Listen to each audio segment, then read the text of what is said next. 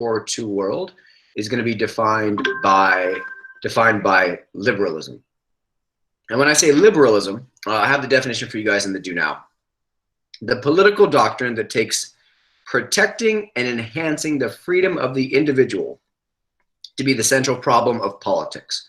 So politics' main issue, main problem to face is furthering the rights of individuals.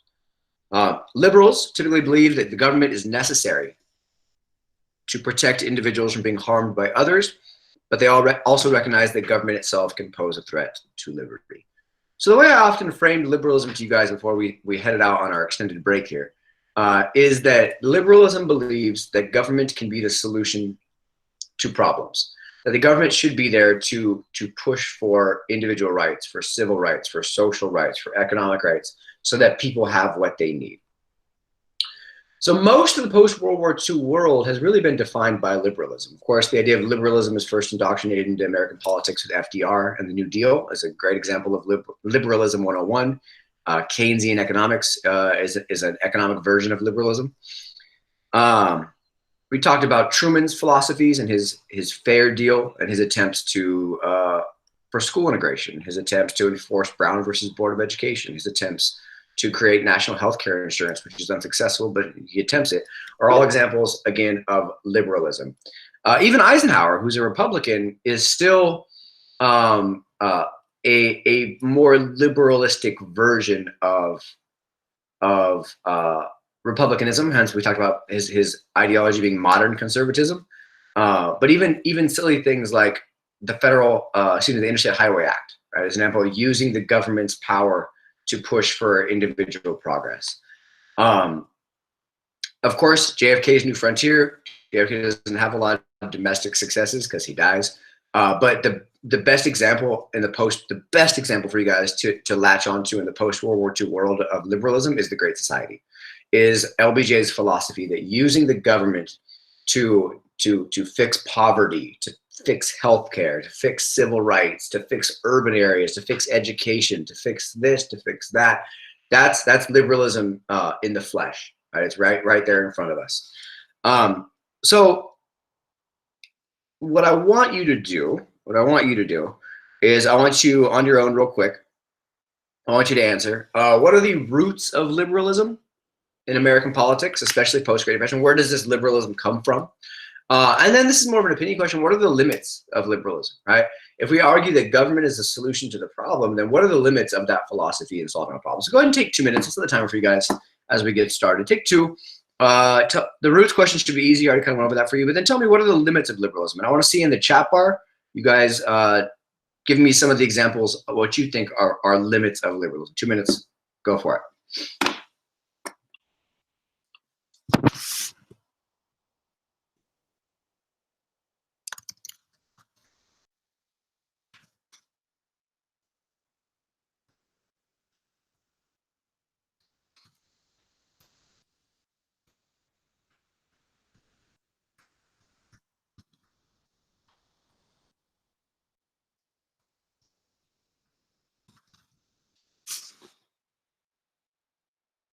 What are some of the limits of liberalism?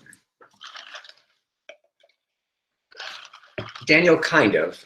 I mean more like tangible. Like what are some problems, for example, that government can't fix?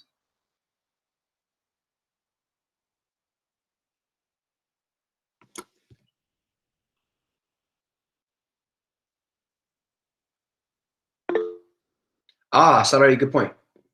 Good point. I like that. Changing people's morality or mind.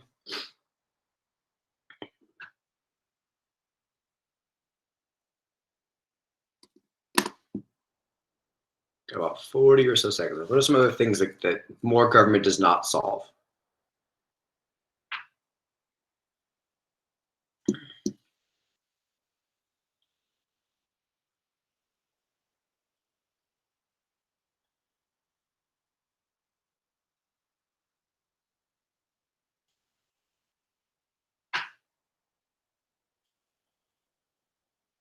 Good, Rochelle. You can't legislate people into stopping. You can't use the government to force people to stop resistance. Look at Reconstruction.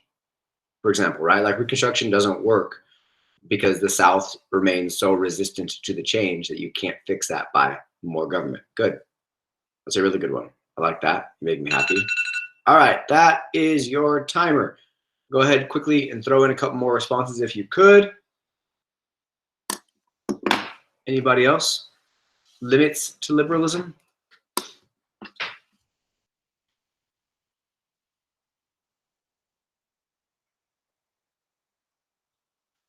Nobody feels like discussing this morning? Y'all are an outrage, an absolute outrage.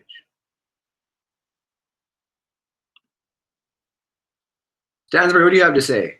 Stansbury, throw an answer in here. What are the limits of liberalism, sir? Come on, Stansbury. Yeah, that's a good point, Annette, in that sometimes people are resistant. Brenda, good point, right? The government does nothing until they're forced by social problems. Not a bad way to look at it. I don't disagree with that. Cool. Yeah, and keep in mind too that for much of American history, we talked about this throughout the entire course, but we're almost done. Right, the government's done very little to promote social progress. The government's been there just to maintain stability, right? To somewhat regulate the economy, to collect taxes, to the government tries to outlaw morals. All right, yeah, I guess. I think a good piece here is that, like I've told you guys before, I'll put it in caps in box. You can't legislate morality. You can't make racism illegal. You can't make sexism illegal. Those are philosophies. Those are thoughts. You can make discrimination illegal, but you can't make racism illegal. You can't make a variety of things that we would consider moral issues illegal. So that's a good place to start for today. Let me go ahead and put my projection back on. I'm going to go into full screen mode here. Let me read Sandra's first. Yeah, good point, Sandra. Good point. I'm going to go into full screen mode.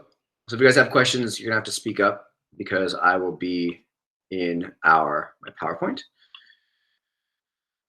off and on for the remainder of our quick session this morning. So today we're going to talk about the response to liberalism, kind of where our society gets with this long era of liberalism from the New Deal through Truman, through Eisenhower, through Kennedy, for sure through Johnson.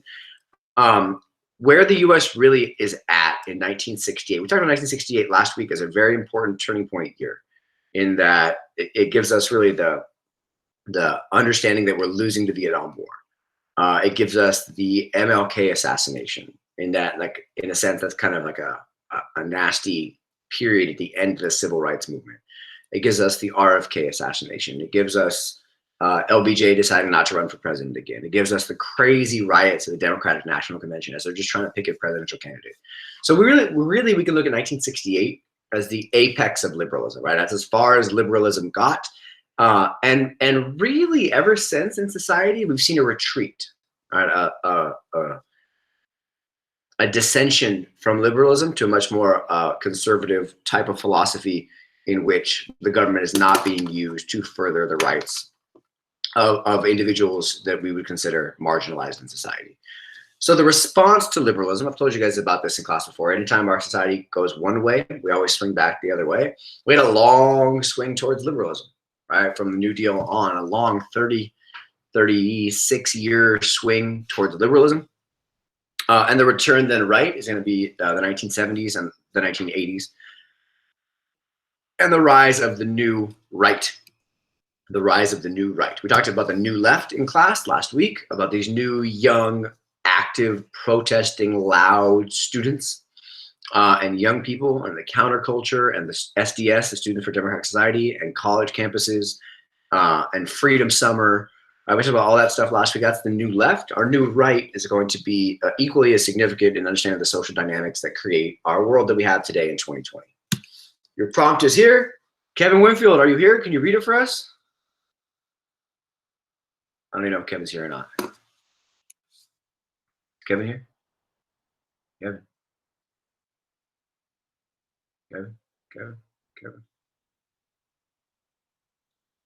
No, Kevin's not here today. Now we know Kevin missed class. It's not good. All right, I'll read it first then. How much? Value the extent to which the domestic and foreign policies of the 1970s demonstrated change in American society. So here's our outline. We have a lot to get to today, but it's something that will take us too long. First, we'll talk about the New Left and these protest movements. We talked about the New Left's impact on civil rights and the Vietnam War last week. That's not the only protest movement we should be outlining for the 1960s. There's a couple more to talk about. And we'll talk about the end of 1960s liberalism. How do we end up in a much more conservative world by 1968, 1969, 1970? We'll talk about Nixon's presidency, Nixon's foreign policy. He does some really, really good things and some really, really terrible things. Nixon's domestic policy. He does some really, really good things domestically as well, and then some really, really terrible things domestically as well. We'll talk about Ford's brief presidency. He doesn't do a whole hell of a lot because he has to step in when Nixon resigns. And we'll talk about Carter's presidency. Poor guy. Feel pretty bad for Jimmy Carter. Lovely man. Very nice person. Good humanitarian. Terrible president. And then we'll end off today with some of the legacies of the 60s and 70s. These two pretty turmoil-driven decades in American history, and where that leaves us entering our final lecture of the year, which is on Thursday, on Ronald Reagan and the 1980s, this reinforcement of conservatism. So the 70s are a pretty chaotic, turmoil-driven time. And we're going to be beginning with a couple of texts. So I have for you guys two different perspectives on the youth, on the young people who are much more engaged in society today. First, on your left, you're going to have the very important text. College Board loves this text. The Port Huron Statement of the SDS, the Students for a Democratic Society. So this is really their I don't want to call it their Declaration of Independence, but this is their statement of why they exist. The SDS, the New Left. So you have this perspective from the youths about why they're mad, why they're protesting, why they're loud. And then you're going to have this man, K. Ross Toole, is an angry man. He doesn't like what's happening with the youths. So I'm going to give you guys 4 minutes, and I want you to skim them quickly, please, and tell me what is the different views these two have on the role of youth in society. How do these two sources differ? So I'm going to give you guys 4 on this. I'm going to have you guys read it real quickly, and just you can either write it on your notes and also a quick sentence or two in the text box. How do these two sources differ in their views on the youth in society? 4 minutes, go.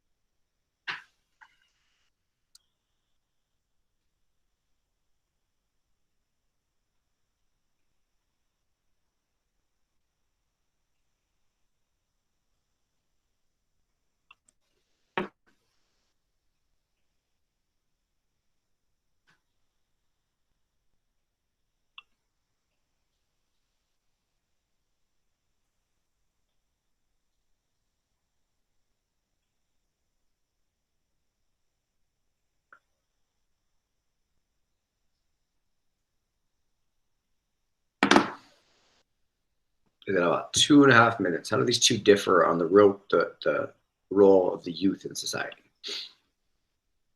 Good text.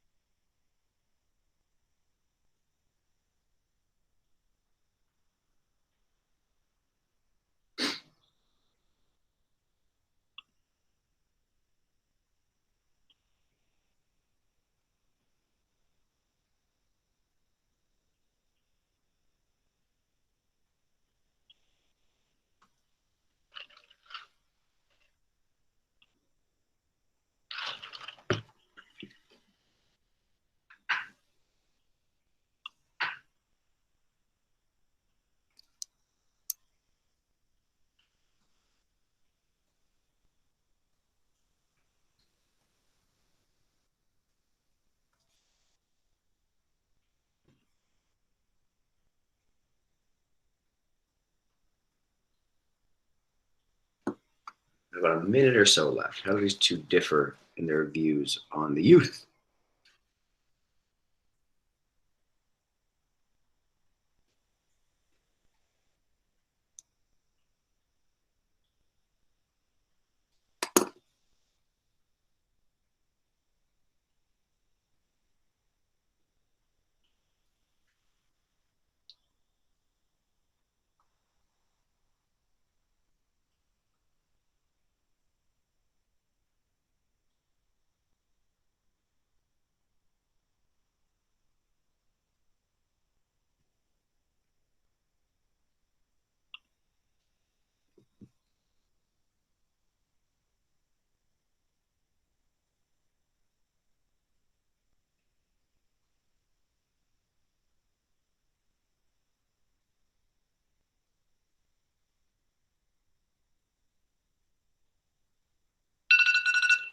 All right. That should be just about enough time. You guys need a little more time to read those two? We need a couple more seconds, or are we done?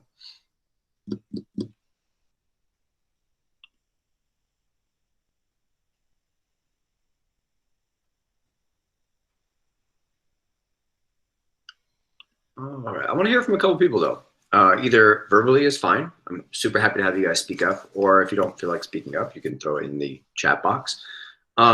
What are the two different views on what the proper role of youth in our society here at the end of the 1960s is? How do these two individuals or these two statements differ in the way in which they reference what the youth are doing in society? Cool. I want to see a couple responses before we move on.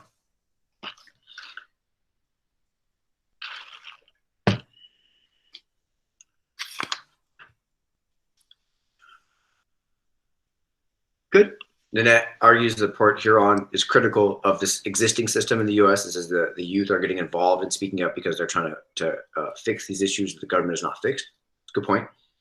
It's a very good point. Good job, Nanette.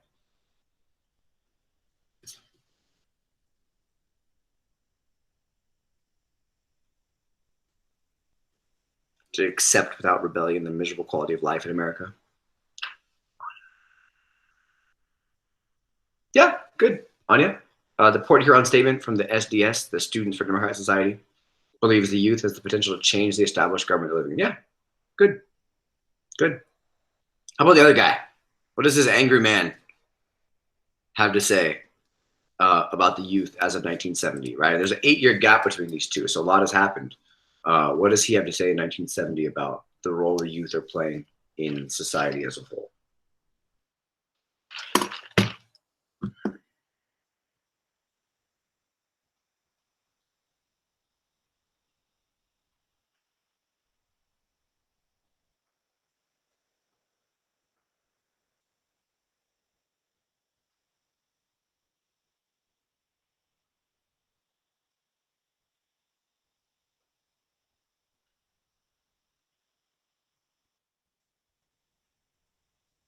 Yeah, good job, Nanette. I want to hear a couple more. I know the rest of you guys have read it. Come on, come on. This only works if you guys are engaged.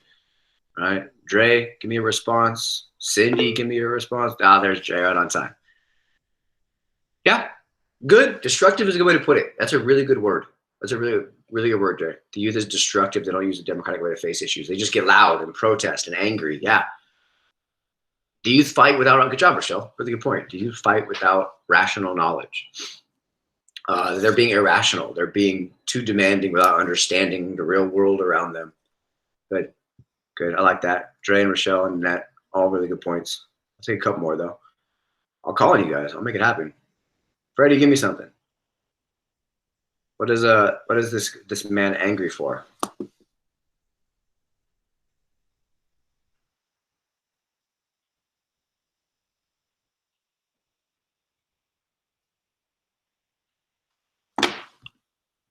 The angry man. Good, Caleb. Good point. The youth don't have a clear understanding about how things should be done, so they should be quiet and let the grown-ups do the work. Right? Good. Good. Good. Good. Good. All right. They're on the handout. Jesus, the one that I passed out last week before we got out. Mahia. Good. Good. I like that. I like that. The angry man believes that. Yeah, useless ruckus. Good. Nicely done. Nicely done. So we have these two different views on the youth. If you guys are having a hard time finding the text, I can put it back in Google Classroom, I suppose.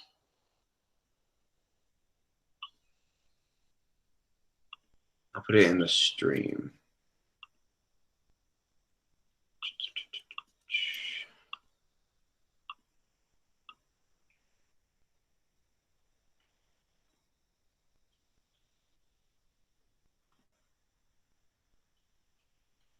That's why I passed out all this stuff before you guys left. That was the point.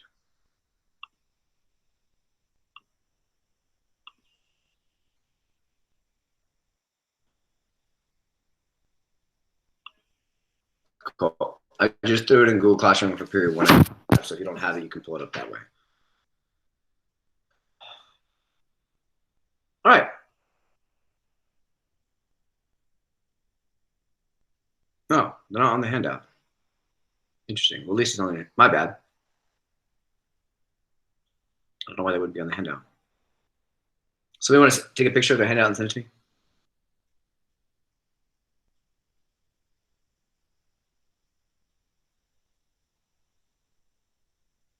Or just tell me what's the first question on your handout?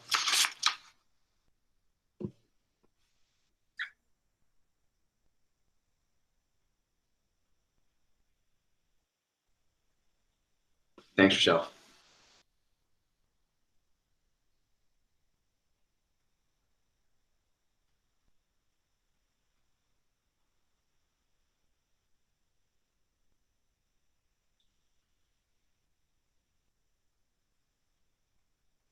Let's see what this looks like.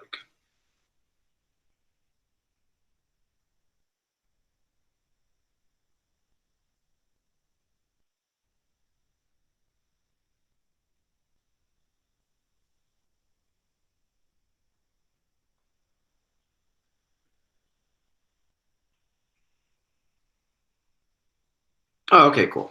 Yeah, I put on the homework instead. We have the same thing though. Beautiful. So let me get back into the PowerPoint then. Cool. Let us get going.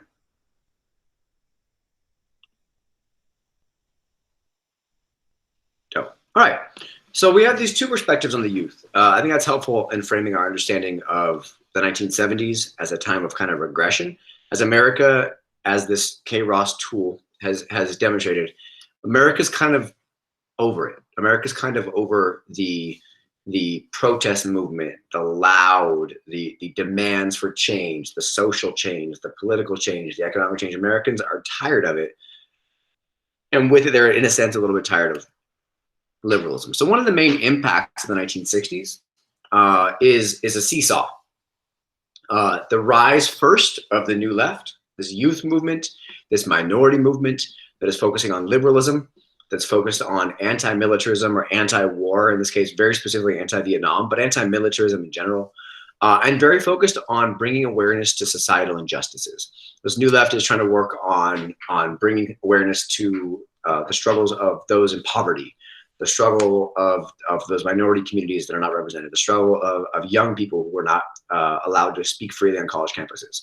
So this new left is very focused on liberalism, anti-military, and bringing awareness to problems. But by the early 1970s, these new movements, this new left has created such chaos in society, such upheaval, such movement in society that we see a pushback from what becomes the new right.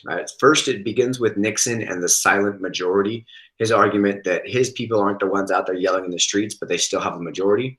And they're going to push back the other way. They're going to push towards more of a return to conservatism, to smaller government, to the status quo, to the way things were, to middle-class, mainstream, conformist type society. And their argument is that these youth movements of young people getting all loud and angry have destroyed traditional American values. So in a sense, the 70s are going to be this time of longing to return back to what we saw in the 1950s of conformity, of suburbia, of the baby boom of middle-class America before all the chaos of the 1960s. So 1968 forward gives us our sixth and final party system. It's the first time you get to see the word present on a PowerPoint slide in APUSH, which means we are in fact almost there. But yeah, return to normalcy part 2 is a good way to put it. What we see in the sixth party system is a couple things that I really want to stress to you guys. Republicans are there. Their platform is, of course, conservatism. The idea of less federal government spending, less federal government involvement, less federal government regulation, like the Republicans of the 20s in a sense, but for a new era in which recently the government's been more involved in social progress. So return to normalcy in that sense, right? If you think about it in terms of like parallelism, which I think is helpful, the 1920s return to normalcy Republicans were in response to the progressive era, right? Progressive change, return to normalcy. In this case, it's like great society, civil rights change, return to normalcy. So Republicans are going to be more conservative. They're going to embrace what's called new federalism. And that's really just a fancy way of saying more states' rights. You could decide these things instead of the federal government. The Republicans are going to be more in favor of supply side economics, which is the opposite of Keynesian economics, tax cuts, worry about big business and let that trickle down. The Republicans are going to embrace the Southern strategy of appealing to white working class people in the South to vote Republican. Republicans post 1960s chaos are really going to embrace the idea of a moral majority, of embracing Christian values, much like they did in the 1950s. And beginning of the 1970s forward, the Republicans are really going to embrace pro-life. So anti-abortion, pro-life, anti-Roe v. Wade ideology. Their demographics are very important. Business professionals and corporations, that part shouldn't be new to us. That big business is going to vote Republican because Republicans are in favor of big business. That part's a huge continuity over time. But we're going to see blue-collar workers. It's part of the Southern strategy of the laboring classes are going to start embracing Republican Party values instead of Democratic Party values for a variety of factors that we can talk about later. And we're going to see a huge increase in the Bible Belt. So the whole, what used to be like the Cotton Belt, the whole South into the Southwest is going to be embraced by much more evangelical Christianity and Republicanism. The Midwest and the Rocky Mountains as well. Democrats, other side, they're embracing liberalism, using the government to change problems. They're looking to advocate for equal opportunity and social welfare, using Keynesian economics to pay for things. Right? They're looking like they were under Truman, like they were under Obama, for a national health insurance type of policy. They work to embrace affirmative action, which is a policy of working to get more minorities into higher education and jobs. Democrats are more concerned about the environment.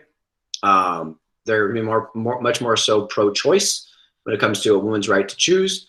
And their demographics are the educated, so professionals and academics, women, youth, and minorities, urban sectors, unions, and they're largely seen in the Northeast and the Pacific West, where we are here. So those are the party system of 1968 to the present. I want to pause there and ask you guys if you have any questions on these party systems, because I think it's important that we are able to understand what's happening here. So go ahead and take a minute, answer my question. What are the shifts in the new party system in American politics? What stays the same? What changes? Go ahead and kind of think through what's new up here and what is an example of political change up here. Go for it.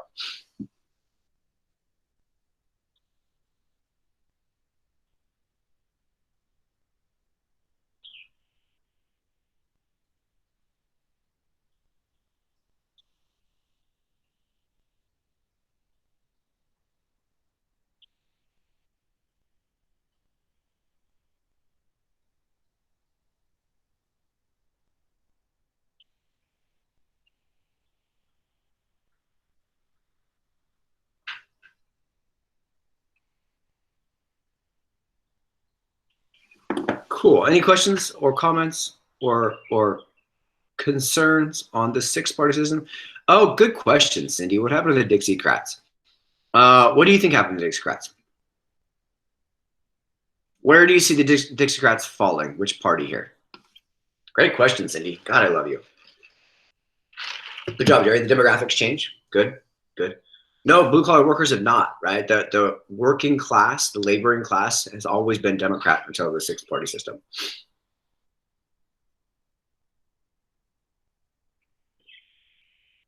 I'll go back to Cindy's question though. South can side for pro-capitalism or tariffs. Yeah. Yeah, in a sense, right? Because of they don't like the fact that the government, the Democrats do go to the Republican Party because they're going to fit in right here for the blue collar Southern workers and the Bible Belt. Good job, guys. Those are really good points. And Cindy, a really good question. Freaking Dixiecrats. All right. Yes, Daniel, that's a good point. The party's become much more focused on moral ideology, on social statements instead of just economic and politics. We talked about the first and second and third and fourth party systems. We're talking about role of government and the economy. All right, this is the first time we really start seeing the parties embracing a moral or a social standpoint when it comes to equal opportunities, social welfare, minorities, representation, those things. So this is an evolution of American politics in that we're not just talking about role of the government and the economy anymore, but rather societal factors as well. Good job. Good job, guys. Cool. So in the 1960s, we see even despite progress being made, and this was highlighted and hinted at in a lot of in the documentary we all watched together on Thursday, which I enjoyed very much. We'll watch another one this week. Even despite the progress being made in civil rights, with the Civil Rights Act of 64, the Voting Rights Act of 65, the enforcement of Brown versus Board and school integration, there still is a ton of urban unrest. And a lot of this is fueled by what we talked about in the 1950s with suburbanization, where everybody that has money is leaving the urban cores, moving out to suburbs, leaving behind a very poor urban core. So we see two really important riots that I would like for you guys to know. The first is right here in Los Angeles. The first Watts riots take place in 1965. They start innocently enough, but they demonstrate once they get going, these riots get going, as 34 people die, over 1,000 is injured. At the time, it's the most destructive riot in U.S. history. We see this picture here from Life magazine of a home in Watts just on fire. We see that what these riots demonstrate is that despite some progress being made on civil rights, urban, largely Black areas are still incredibly frustrated, are still incredibly upset. They reveal that progress has been made, but progress has left still many urban areas behind. Detroit, 2 years later, 1967, has a very similar situation. The National Guard is sent out, which is like our domestic version of peacekeeping troops. Federal troops are sent, tanks are sent to put down this riot in America. 43 people are killed. Again, over 1,000 are injured. So here in a 2.5-year window, here at the tail end of LBJ's presidency, we have two huge riots, largely by Black individuals in urban cores. I think what this reveals is really the limits of liberalism, in that you can pass all these laws and spend all this money and change all these things, but it takes much more than that to change people's existences, to really address people's frustrations. Out of these riots comes the Kerner Commission. It's tasked by LBJ to find out like what the heck is going on. We've done all these things for Black people, and they're still so angry. Why are they still so angry? Is the question that LBJ poses. And what the commission finds is that the frustration among these impoverished urban Black people is largely due to white racism. They see white racism in the education system. They see white racism in the police law enforcement system. They see white racism in the legal system. They see white racism in the professional job settings. And that's why they're so frustrated. And those are things that necessarily the government can't quite fix with liberalism. Those types of changes take much, much more time. So these two riots in particular demonstrate that the prosperity of the 50s and 60s is not reaching everybody. Not reaching everybody. Here's another riot in Newark, New Jersey, which is a urban area right outside New York City. As you can see, a ton more urban destruction. LBJ's reaction. He tells at the time the CIA director John McCone, he says, these groups, meaning the Black people in urban cores, they got really absolutely nothing to live for. 40% of them are unemployed. These youngsters, they live with rats. They've got no place to sleep, broken homes, illegitimate families, and all the narcotics are circulating around them. And we've isolated them. and they're all in one area. When they move in, that's why we move out. So it really does demonstrate like what our urban, and this is going to be a reality for urban life for the 60s, for the 70s, for the 80s, for the 90s, into the 2000s.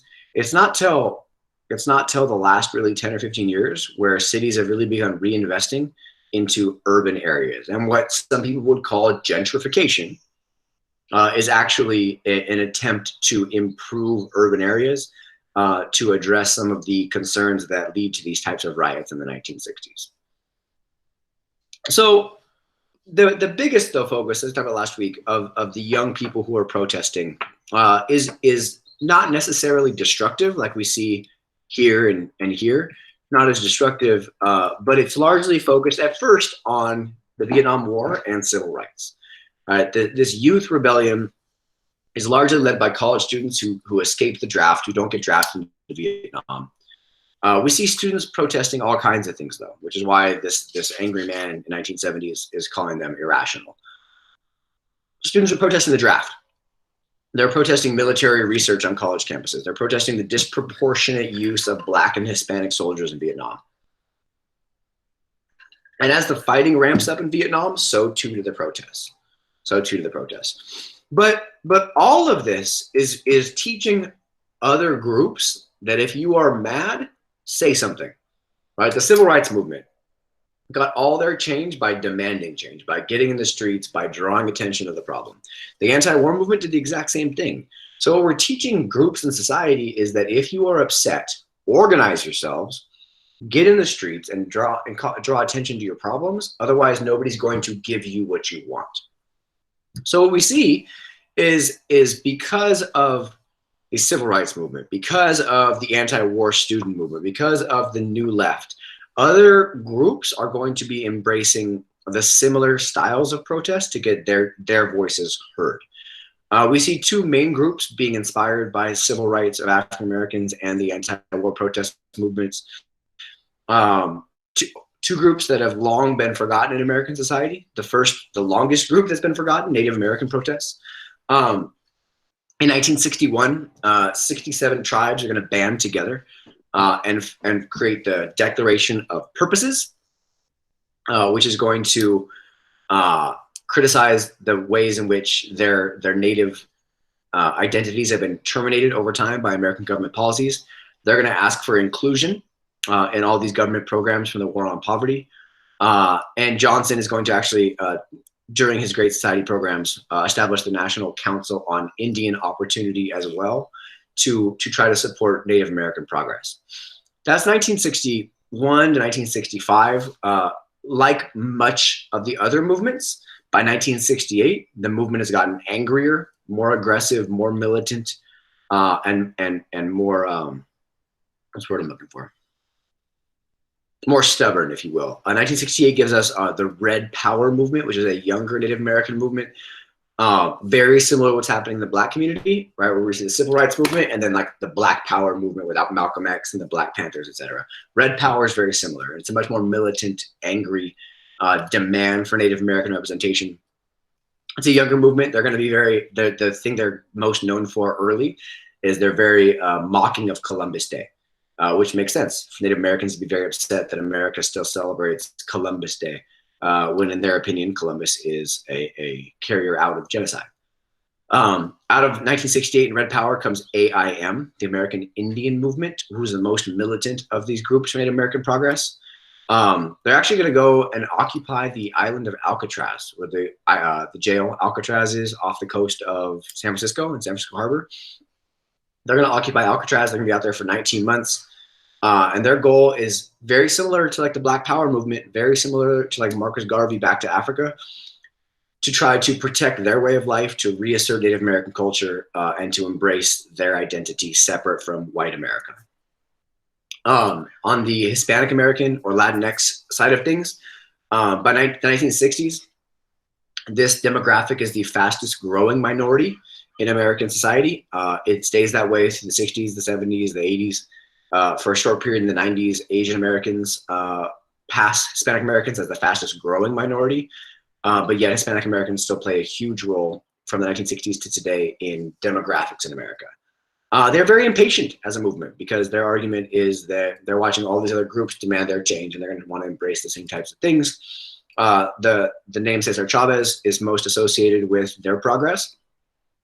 He argues for La Causa, which, like MLK, is going to use nonviolence and striking movement, but they're going to do so via agricultural strikes, refusing to pick produce largely in California.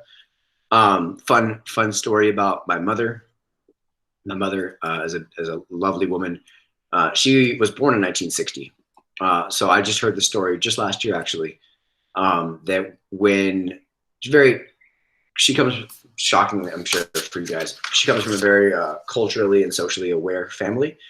And she was telling me she asked me last year what I was teaching, and I mentioned this, and she's like, oh, when I was 6 or 7, we weren't able to buy grapes. And I was like, what are you talking about? Grapes. And she said that because the Cesar Chavez movement had asked all Americans that care to refuse to buy grapes as a means to support their protest against unfair wages and picking conditions. And she remembers that her mom told her, and she loved grapes as a kid, still does, that she was not allowed to buy, they weren't allowed to buy grapes to support this movement. And as a 7-year-old, she had no idea why that mattered. So it was fun for having last year me able to explain to her why she wasn't able to buy grapes as a 7-year-old. Go figure. Much like the Black movement and the Native American movement, by 1968, 1969, 1970, we're going to see a much more militant, much more aggressive Chicana movement. More militant. They're going to start boycotting and walking out of schools to demand bilingual classes, more Latino teachers, and this movement's going to spread to other minorities as well. Cool. So I'm going to stop there for a second. I'm going to let you guys read a short excerpt from Jessie Lopez de la Cruz, and it is a woman's perspective on La Causa. Go ahead and take I'll give you 3 minutes. How does this perspective maintain continuity as well as foster change in the movements of marginalized groups in U.S. history? Take 3. Read that quick excerpt from Jessie Lopez de la Cruz, please, and then we'll debrief it. Go for it.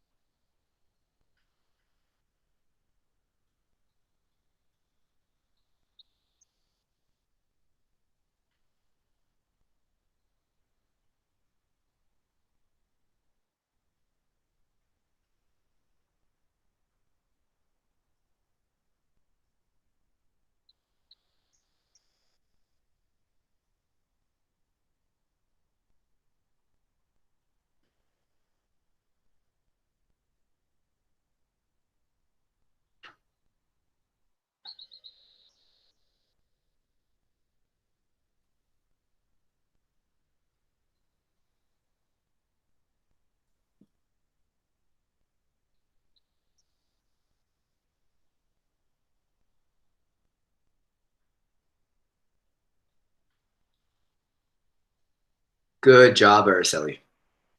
Yeah, that's a huge continuity. Even in this movement for social change, it's still dominated by males. Good.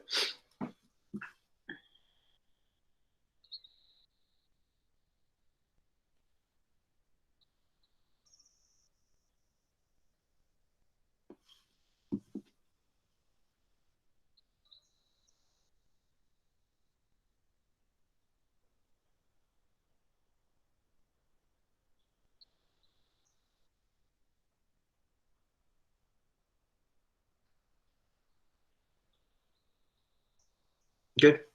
Good. I would argue, just like the civil rights movement for African Americans, that it's women that are behind the scenes demanding change as well.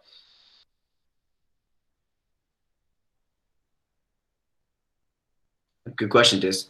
Good question. Sure.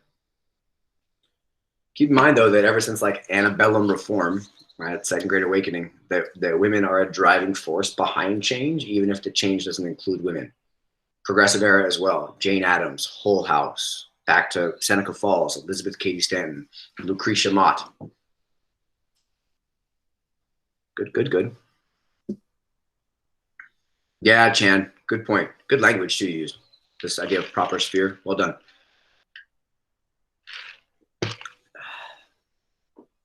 Give it like 10 or so seconds. Make sure you guys have time to chime in. Good. Sorry. Men are hesitant to involve women in social movements, which is just too bad. Culture. Yeah. Good. Good. Dre, good point. Good point.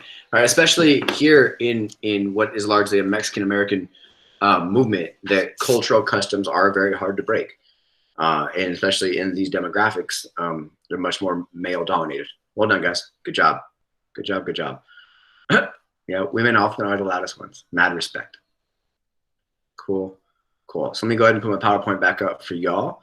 So what we see is women embracing social progress through other movements, just like antebellum reform, when women embraced like prison reform, education reform, abolition, and they're going to end up asking for their own rights as well. We're going to see very similar things happening here in the 1960s and 70s.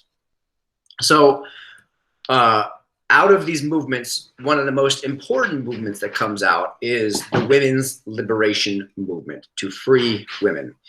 Now, this idea is that women are going to be embracing feminism, which is simply the argument that women are entitled to the exact same treatment and pay and opportunities and everything else as men are. It's such a loaded question in today's society, which makes no sense to me.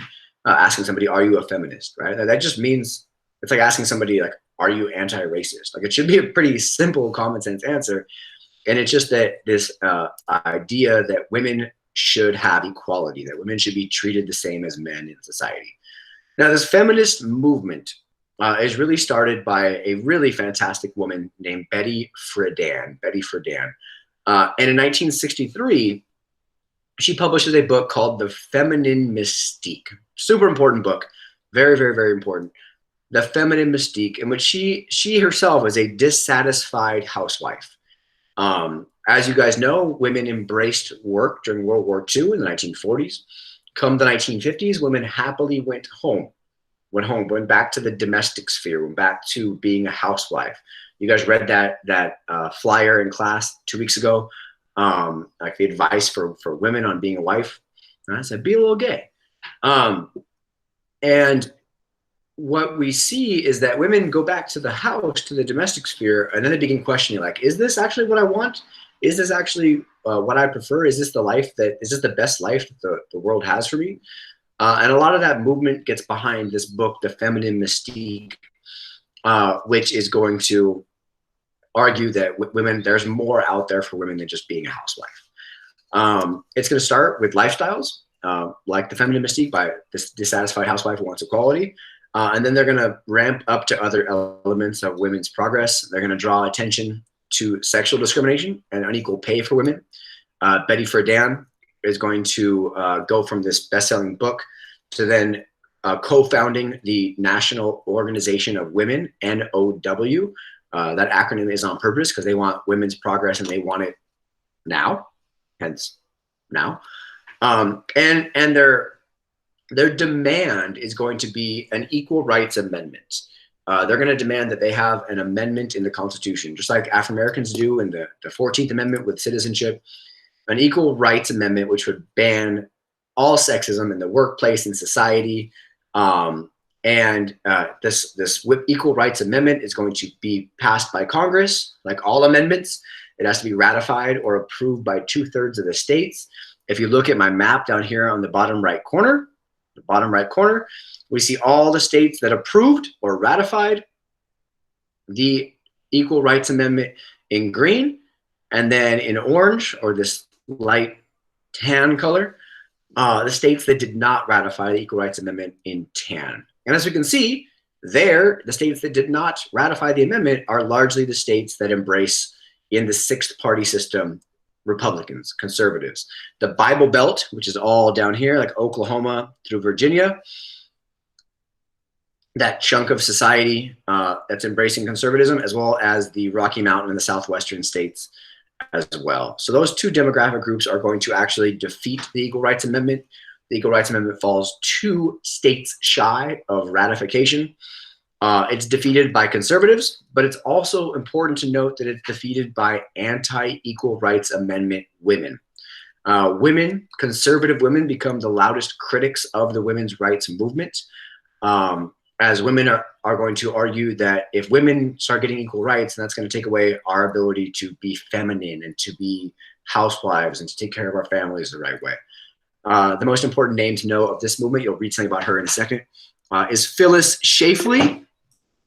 She just sounds like a terrible human. She is, in fact, a terrible human. Never trust somebody named Phyllis. Phyllis Schlafly is going to advocate against the Equal Rights Amendment. You're going to read about why in a second. But some other super important successes that I need to make sure you guys are aware of. Women gain the right to choose over their own body in the Supreme Court case Roe v. Wade, which is 1973. So women have, this is not necessarily a case that grants abortion rights. It just says that women have the right to privacy over their own body, what they do with it, and that then includes abortion rights. Congress passes two really important statutes, if you will, Title VII and Title IX, to protect women from sexual harassment. And Title IX is super important. It outlaws any sexual discrimination in education programs. So this, for example, Title IX is super cool because it creates women's sports in college. And that the argument of Title IX is that if you pay, X amount of dollars for male sports, you have to spend the exact same amount of money on female sports. So college sports like women's college basketball, women's college soccer, gymnastics, those are education programs, and they are funded because of Title IX. So successes to the women's movement, National Organization for Women, a huge, louder, organized voice for women's rights. Betty Friedan, Title VII, Title IX, Roe v. Wade are all examples of successes for women's rights. And the main place that they fall short is in the ratification of the Equal Rights Amendment, which to this day has not been approved by 2/3 of the states. And every 5 or 7 years that we see a movement to restart this process. I can send you guys some interesting stuff on it in the news recently after class if you are interested. Cool. This was in the documentary on Thursday, but here's some good pictures of the National Organization of Women protesting the way women are objectified in society. Welcome to the Miss America cattle auction. And the women are complaining that they're being treated like farm animals and being objectified by Miss America.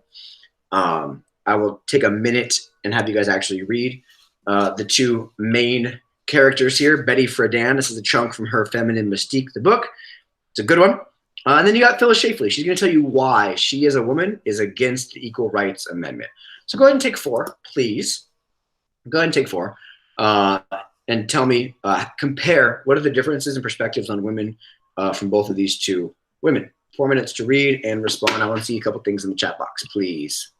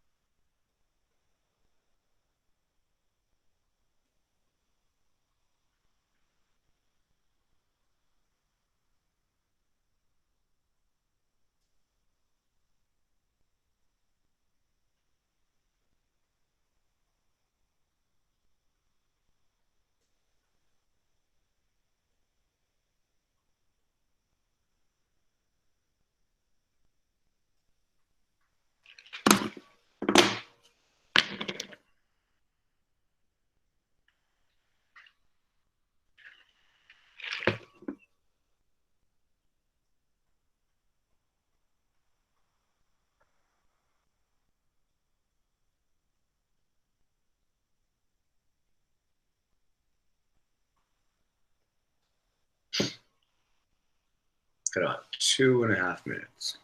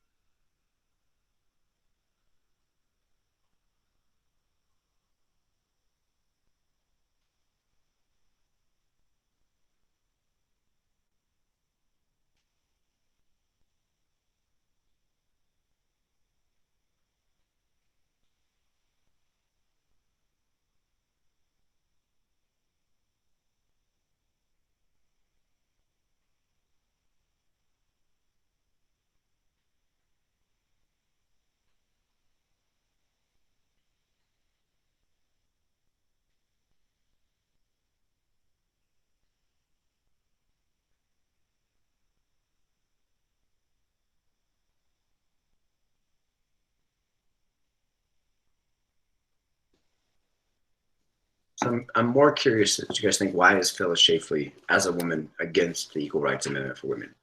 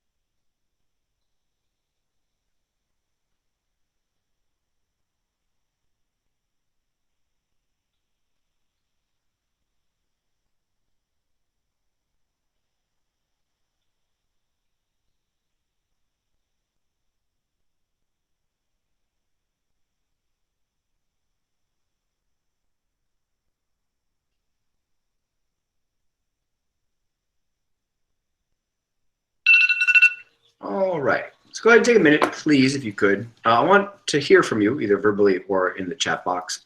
Why? Why is Phyllis Schlafly, as a woman, against the Equal Rights Amendment for women?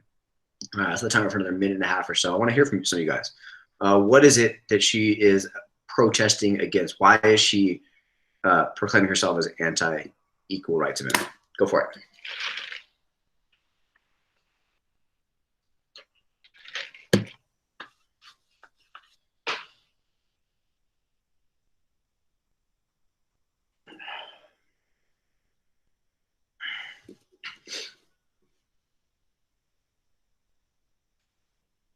Come on, come on.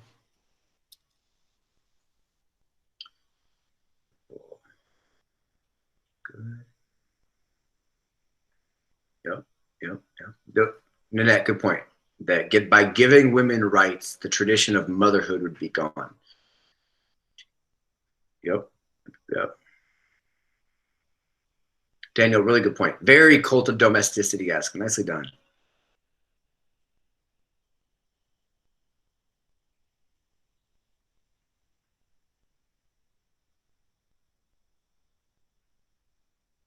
You guys are all so bright.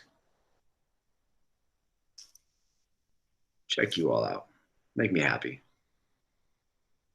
Yeah, right. Rochelle's a good point that if we allow women the ability to be equal, then we're threatening the things that she's best at: housewife, mother.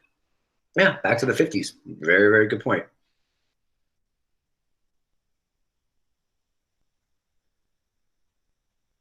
Yeah, Dre, good point. Mahia, really, really good point. Good job, guys. And that is our time. So the women's rights movement is important in that it brings awareness to these problems. It brings some congressional action with Title VII, Title IX. It brings Roe v. Wade, which is monumental. We've seen Republicans since the 1970s working really hard to find judges to appoint to the Supreme Court that would overturn Roe v. Wade and take away women's rights to choose. But the women's rights movement falls short in its biggest demand, which was the Equal Rights Amendment, which is still not ratified to today. Back to my PowerPoint I go. Cool. So all told, we see all of this young people taking things a step further in this counterculture with this culture of hippies, of drugs. In the 1960s, 60% of college students have tried marijuana, which is a huge number. We see the counterculture being embraced, the drug LSD, which is a hallucinogenic. Movies are beginning to embrace this counterculture, this questioning of established authority, music as well.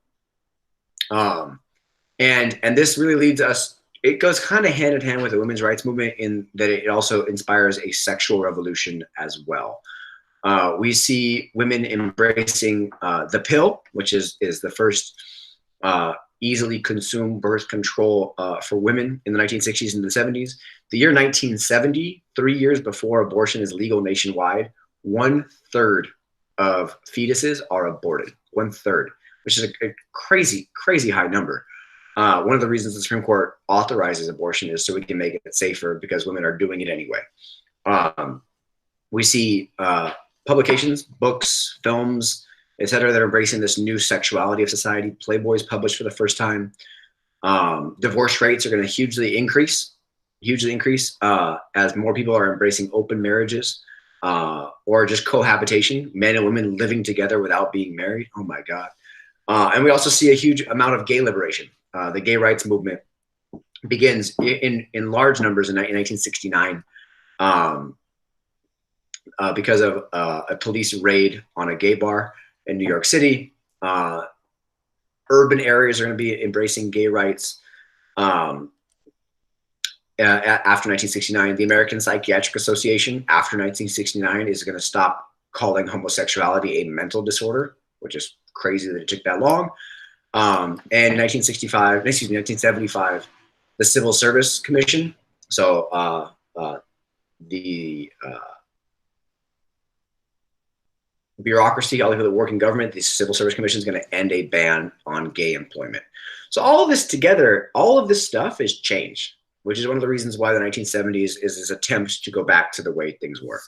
1968 gives us the crazy Democratic National Convention, which is very anti-Vietnam War, anti-police state, ton of protests, and all of this unrest in the Democratic Party is what's going to allow Richard Nixon to win a resounding election in 1968. So take a look at this election map, if you guys could, please. What do you see? What do you notice? What do you think? We have Richard Nixon as a Republican. He's a Republican from California. We were at the Reagan Library. The Nixon Library is in Yorba Linda in Orange County. Maybe we can go there as a field trip this summer. It'd be fun. We have Richard Nixon. We have Richard Nixon's election in 1968 here, the red. The blue is the Democratic nominee after all the chaos. It was Hubert Humphrey. He does not do too hot.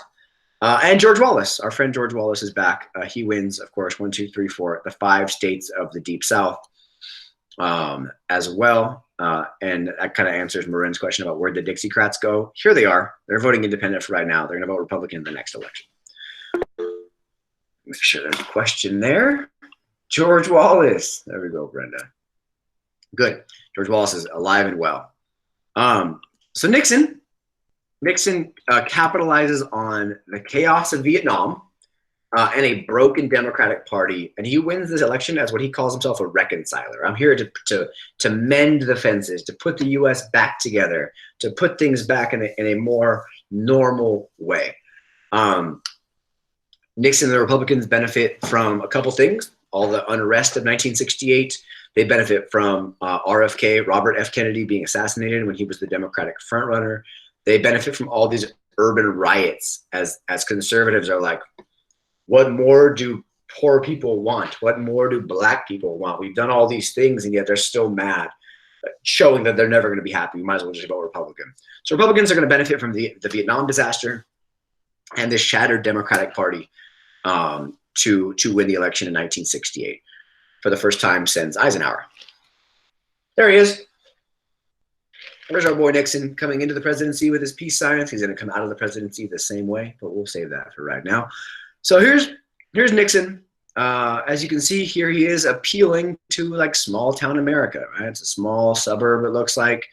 Got trees, got a little cafe, got a gas station, got all white people around him. And there he is, happy as can be, winning his election. If you remember, he actually ran for president previously in 1960 and lost to Kennedy in a very close election because of TV. Now he has his revenge and he becomes the president. Cool. So we talked a little bit last week about his policy towards Vietnam. His policy was Vietnamization, meaning take U.S. troops out of Vietnam, keep supplying South Vietnam, but the Vietnamese are going to fight their own war. We're not fighting the war for them.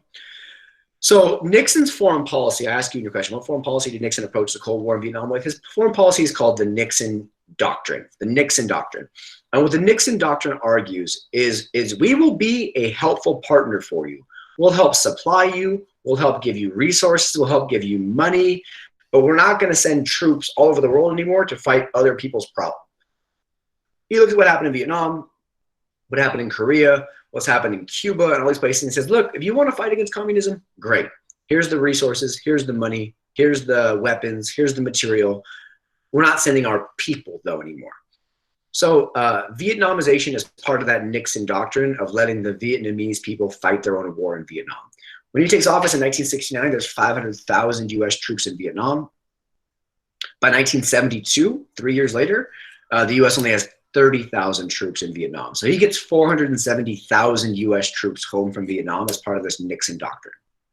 So just know about the Nixon doctrine that it's the U.S. idea of embracing their role as a helpful partner in the third world, not as a military protector of the third world. In a sense, it kind of goes back to what Truman was doing with the Truman Doctrine. We're not going to send troops to Greece and Turkey, but we'll send resources and supplies and money and whatever else you need. But Vietnam under Nixon is a mess. Morale is terrible. The people that are fighting the war don't know why they're fighting anymore. The president that sent them there, LBJ, isn't even president anymore, so they're like, why are we here? We see a huge increase in drug use in Vietnam. We see a huge increase in murder of actual Vietnamese soldiers called fragging, or killing their commanding officer, because they're so upset with fighting the war in Vietnam. And despite Nixon's promise to get the U.S. less involved in Vietnam, he opens up secret bombings on Laos and Cambodia. He actually widens the war throughout Indochina, throughout the area. And that it's those bombings of Cambodia, they're going to lead to the student protests that you guys learned about last week, which gave us the Kent State Massacre and those shootings. So by 1972, America's longest war has ended under Nixon, with his statement that peace is at hand. By 1973, the war is officially over for the U.S. We talked about this last week, though. And the U.S. kind of just leaves. Right? They get the hell out of Vietnam and they say, good luck, you guys are on your own. So America really attempts to put Vietnam behind us in a way, in society, in a way that then allows the veterans of that war to feel neglected by society, Vietnam to feel neglected by the fact that we just upped and bounced. The war cost us $150 billion and we have nothing to show for it. So that's Vietnam. But the rest of Nixon's foreign policies are actually quite effective. The phrase used for much of his foreign policy is actually détente, which is down here in the bottom right corner of the slide, détente. And what détente means is the easing of hostility, right? To turn down the pressure during the Cold War. And Nixon's going to do this twofold. He's going to do this by the U.S. making better relationships with China. And he's going to do this by the U.S. having better relationships with the USSR, knowing that if we're better with both of them, then they can't play each other against us. The détente really is just trying to turn the heat down a little bit in the Cold War to make things less tense. He's going to do this two ways. In China, 1972, he's going to formally recognize the Communist government of China, which the U.S. has been avoiding doing since the revolution under Truman, when we lose China to communism. He's going to go to China, the first president to visit China, communist China. He's going to sit down with Mao Zedong and have a conversation about lessening tensions in the world. It'll be on TV. It'll look really good. It's like, look at the U.S., right? Making nice with the people that we're supposed to hate. So we're going to formally recognize China, and that scares the Soviet Union, because now, like, their biggest ally we're becoming friends with. And that kind of brings the Soviet Union to the negotiating table as well. He's going to go to Moscow with Brezhnev at the time, who's the chair of the Soviets government, and pass the first nuclear arms reduction treaty, SALT, Strategic Arms Limitation Talks. SALT 1 is passed in 1972, as both the US and the Soviet Union promised to reduce nuclear testing, reduce nuclear weapons, reduce nuclear arsenals. So very nice. Very nice. So good things, right? Détente is an important time in the Cold War as things get less tense. Things turn down a little bit. The U.S. is now out of Vietnam. We're not mad at China. We're not mad at the Soviet Union. Things are cool. Now, despite Nixon's public détente, most of the things that are happening in foreign policy under Nixon's presidency are covert or secret or hidden. Under Nixon's watch, The CIA continues to fund, continues to pay for, continues to prop up or support the leaders of terrible governments. Terrible governments. The four in particular are Iran, South Africa, the Philippines, and Nicaragua, as all four of those governments are being supported by the US simply because they're just not communist. The CIA also assassinates the new Chilean president, Salvador Allende, because he has made some overt statements that demonstrate that he might be leaning towards an agreement with the Soviet Union in a more nationalized, socialistic type of state.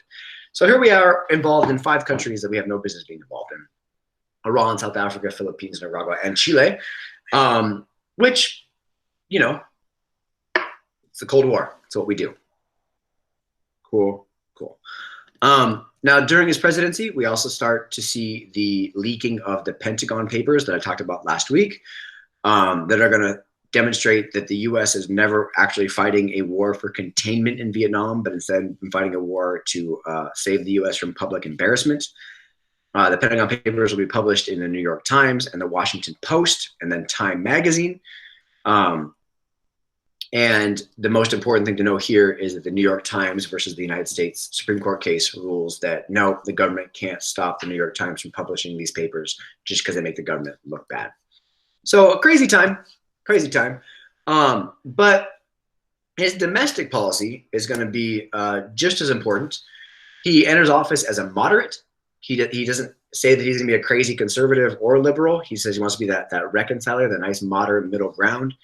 He says when he runs for president, he wants to keep LBJ's Great Society programs in place. But as president, he shifts a ton of responsibility from the national government to state and local governments. So in ensuring that it's not the national government's problem anymore, he's going to then end a lot of these liberalistic type of policies. He's also going to have a huge impact on the Supreme Court when four liberal justices are going to retire during his presidency. And he's going to replace them with 4 much more conservative justices, which are going to give us a much more conservative era of the Supreme Court. Cool. So a couple of domestic actions that really define his presidency. You have some good things and some bad things. Good things. I'll start with bad things. New federalism, which I already talked about in the party system discussion. He's going to try to send a lot of the federal powers back to the states, like desegregation, like forcing busing of black and white students together. He's going to leave those decisions at the state level. And then, as you guys know, as you saw with Arkansas and Little Rock 9, if you let a state decide how to integrate their schools, especially in the South, they're just not going to integrate their schools.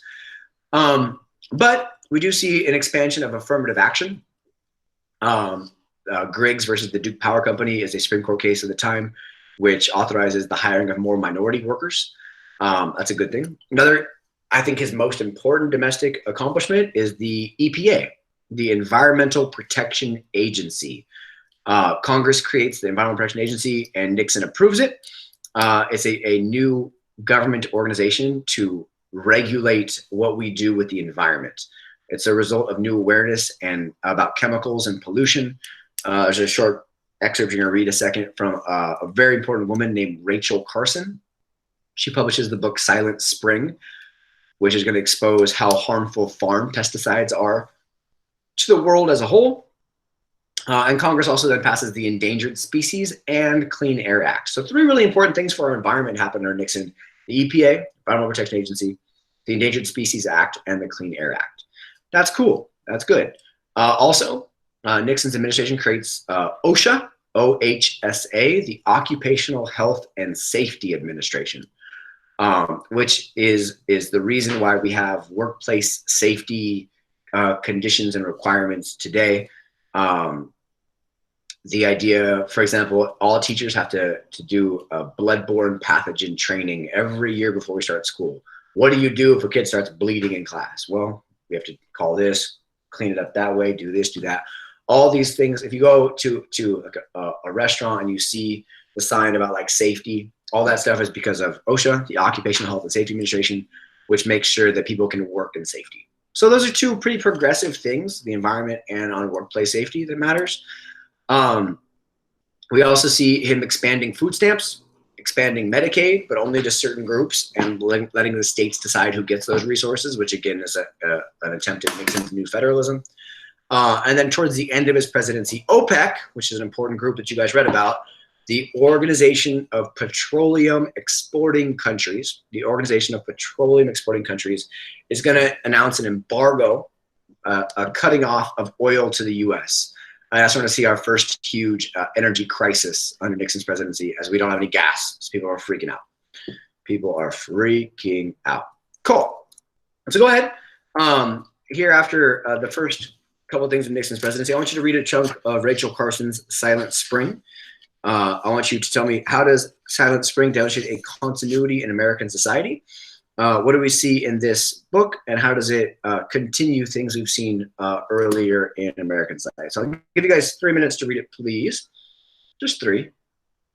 And then I want to see some of you guys responding. How does this particular example of journalism demonstrate continuity? 3 minutes, go for it.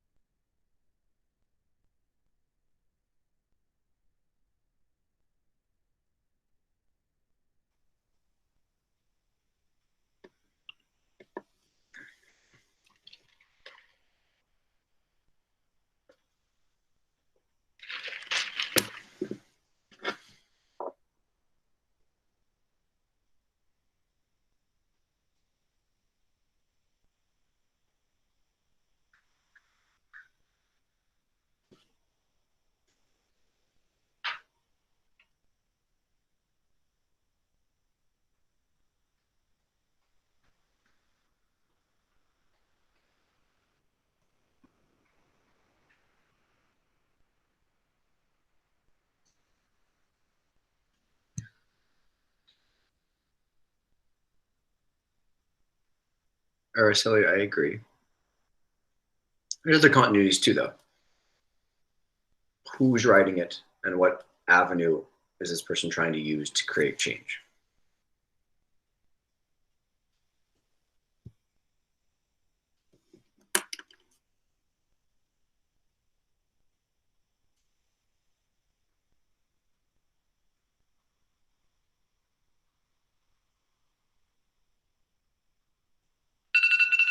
All right, go ahead and give me a quick response if you could. Good, Daniel. That's what I'm looking for. Really, really good.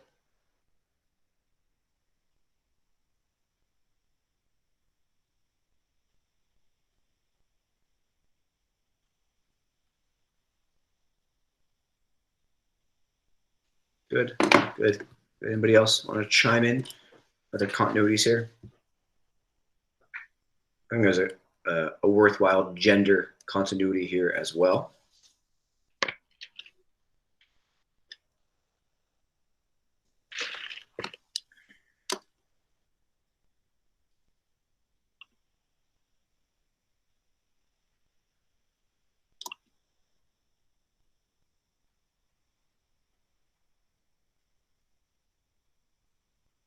Yep, middle class women.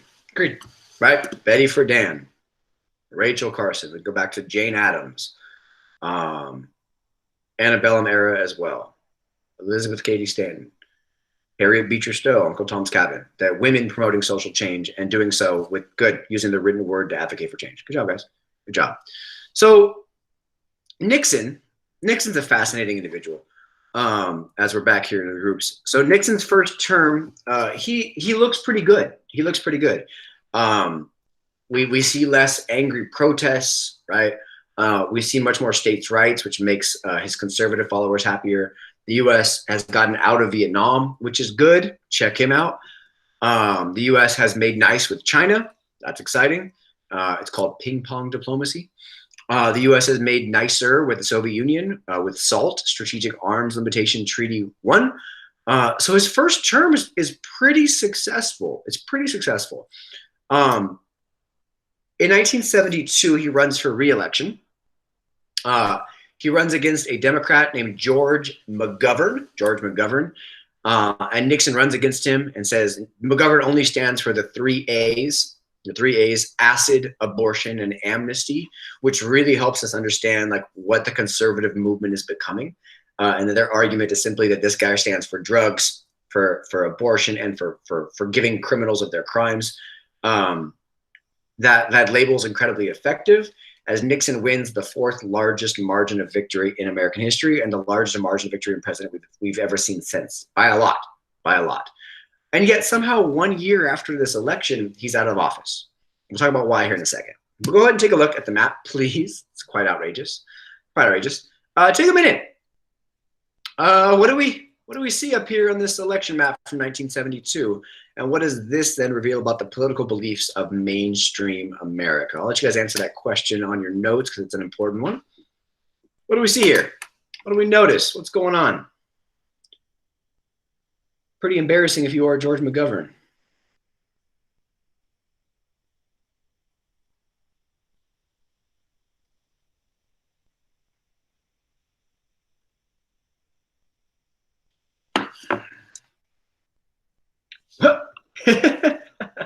I think, Araceli, we would absolutely consider this a mandate election. A mandate election. Extremely mandate election. Yeah, exactly. Right. America has agreed that like this is what they want. This is the America they stand for, that they like Nixon's policies. They like Nixon's stuff. However, Nixon's a shady dude. Nixon is a shady dude. And Diz, to your point, the whole America's made the conservative. That's true. McGovern's also just a terrible candidate. We see the Nixon campaign working really hard to ensure that McGovern's the person they run against. They're running ads that are critical of the other people in the Democratic nomination. They really want to make sure that it's Nixon they run against. It's McGovern that Nixon runs against. They're doing it. We're talking about it in a second. They're doing a whole bunch of, as Dre just said, hella shady stuff to ensure that Nixon gets reelected. Nixon is a very interesting character in that he is very paranoid. He's a control freak. And he could have just run this election and won easily and moved on with his life. But some of the things that they do during the election are going to end up backfiring on his administration, which is one of the reasons why he ends up resigning a year later. So fourth largest margin of victory in history, biggest margin of victory since. We've not seen any election anywhere near this since 1972. It's crazy. It's crazy to look at this and realize that Nixon wins this election by almost 20 million votes. That's insane. That's insane. So this election in 1972 is important. It's important. Nixon and Republicans are going to embrace what we talked about last week, which is called the Southern Strategy, in which they're going to try to attract white Southern voters who have always voted Democrat, because white Southerners have always voted Democrat until the 1960s and 70s.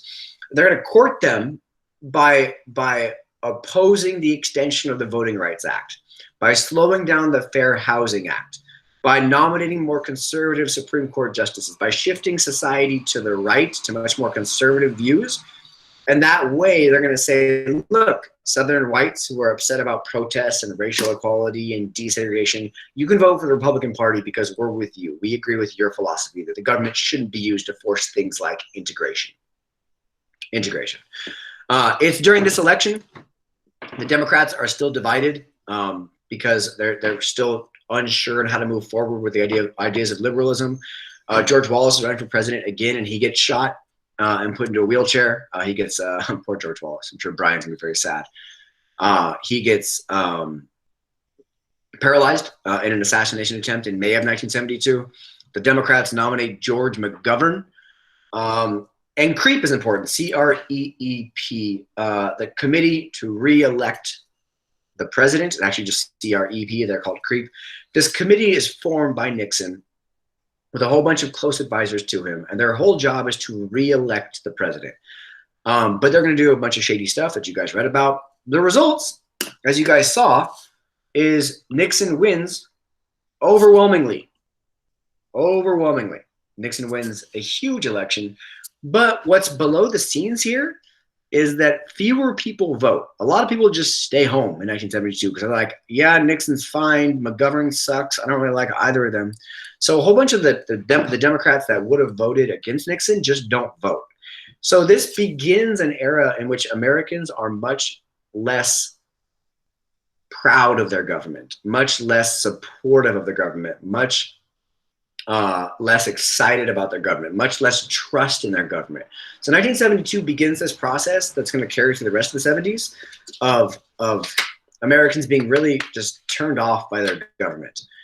Now, unfortunately for Nixon, he would have won this election anyway. But during the election, before the election actually takes place, he and his advisors on the committee to re-elect the president are going to break into the Watergate Hotel. Now, the Watergate Hotel is a very nice hotel in Washington, D.C., and it's where the Democratic Party is keeping their campaign offices at the Watergate Hotel.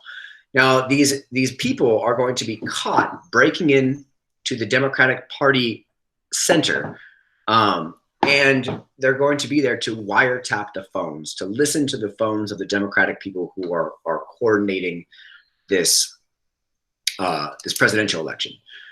So these 6 individuals are arrested, right? There's no connection known to the president. It looks like it's just 6 crazy people that are trying to break into the Democratic Party campaign. And turns out they're arrested before the election, and the Nixon administration does everything they can to keep this news down, to keep all distance from these people who are caught breaking into the Democratic National Convention. These 6 burglars are paid $400,000 to keep quiet before the election. And it works. We keep the story kind of quiet. Nobody really pays attention to this. As you can see, the election is in November of 1972. So the election is 5 months after the break-in, after they're caught breaking in. And despite the fact that Watergate happens, Nixon still wins an overwhelmingly huge election. However, after the election, one of the burglars comes forward and writes a letter to the judge in his case, saying all kinds of stuff, like they were directed by the White House, that they were paid off, that they committed perjury in court. So the Senate begins investigations in February of 1973, right after Nixon gets reelected. While this is all happening, it's a hot mess. While this is all happening, Richard Nixon's vice president is named Spiro Agnew. He gets charged with tax evasion for when he was the governor of Maryland, taking bribes and not paying taxes on a bunch of money he was making via corruption. So the vice president has to resign. So now we have Nixon and no vice president, and Nixon's under investigation for Watergate. The House Minority Leader, Gerald Ford, becomes vice president, which is crazy. This investigation takes a whole year. Turns out, eventually, Nixon has been secretly recording all the conversations in the White House because he's super paranoid. And it's those recordings that then get found out by the Senate. They subpoena or call those conversations to be produced. And basically, Nixon screws himself by recording him authorizing the cover-up of the Watergate break-in in elections. So by March of 74, he is indicted. He is charged on 3 articles of impeachment. And when it becomes very clear to him that he's going to be impeached and then removed from office, he just leaves the White House. Anyway, he quits. He resigns. He is out. And now the vice president, Gerald Ford, becomes president, who was the only president ever to become president despite nobody ever electing him to the executive branch. Keep in mind, he was serving in Congress. He replaced the Vice President Agnew when Agnew had to resign because of tax evasion. And then when Nixon resigns, he moves to the White House. So he's the only president ever to serve as president, despite not ever receiving a single vote for the presidency or the vice presidency. August 9th of 1974, he becomes the first and only president to ever resign in American history. And it is largely because of these two dudes working for the Washington Post, Bob Woodward and Carl Bernstein. Their investigation reveals that Nixon had authorized the cover-up of this Watergate scandal, that Nixon knew about everything that was happening. Nixon knew about all this shadiness and helping him get reelected, and he covered it up anyway. All right, he gets charged with obstruction of justice, abuse of power, and contempt, or refusing to listen to Congress. And when it becomes very clear that he's going to be removed from office anyway, he just quits. Here is his awesome resignation note. I want you to read it. It's one way to quit your job. 11:35 a.m., August 9th of 1974, Richard Nixon resigns the office of the President of the United States. So I know Watergate can be a little confusing, so I'll stop for a hot second and ensure that nobody has any questions. The key things to take away is Nixon is super shady. Nixon authorizes the cover-up. Nixon knows what's happening. Nixon does it anyway. Nixon tries to cover it up more, and then once it all finally comes out, he just bounces and says, "I'm out." Yeah, exactly. The best part about it is he leaves the White House the same way he comes into the White House. Nixon resigns. There he is, leaving the White House. Double peace signs up, and I'll go back and show you the picture of him when he gets elected, which looks basically exactly the same. Check it out. Nixon coming into the White House. There he is. Peace signs up, smiling. Suit that doesn't really fit him that well. And then Nixon leaving the White House. Exact same thing. He's in, he's out. So what the Watergate scandal does, though, is it continues this policy, continues this continuity of Americans not having any reason to trust their government. Right? We trusted LBJ, and he got us into Vietnam. We trusted that all these programs would fix poverty, and they made urban areas still angry and worse. We trusted that Nixon would reconcile and heal things in America, and then he tries to stop the Pentagon Papers, and the Pentagon Papers make the government look even worse, and then Watergate. So it's this series of just like huge blows to the American public regarding how much they should be able to trust their government. The Watergate scandal erodes public trust in their own government. This discontent of the 60s and 70s reveals an America that is really at war with itself. This Watergate and this whole era really defines the 1970s politically. It really does.